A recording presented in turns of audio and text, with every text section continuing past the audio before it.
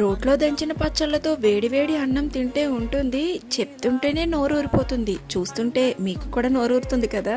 మరి ఇంకెందుకు ఆలస్యం, వంకాయ రోటి పచ్చడి చేసేద్దాం రండి. దీనికోసం ఇలాంటి పెద్ద వంకాయను ఒకటి తీసుకొని మధ్యకి కట్ చేసి లోపల ఏమైనా పుచ్చులు ఉన్నాయేమో చెక్ చేసుకొని ఇలా కాల్చుకోండి. నేను తీసుకున్న వంకాయ సైజ్కి 2 టమాటాలు సరిపోతాయి. నేను ఇక్కడ టమాటాలను కూడా కాల్చుతున్నాను. ఇప్పుడు పచ్చిమిర్చి ఒక 5 నుంచి 6 పచ్చిమిర్చి తీసుకోండి. ఇంకొక ఉల్లిపాయ కూడా తీసుకొని కాల్చుకొని వంకాయ పైన తొక్కంతా తీసి పక్కన పెట్టుకోండి. ముందుగా రోట్లో 1 స్పూన్ దాకా జీలకర్ర వేసి కచ్చాపచ్చాగా దంచుకున్న తర్వాత అందులో మనం కాల్చుకున్న పచ్చిమిర్చి వేసి కొద్దిగా కల్లుప్పు వేసి దంచుకోండి.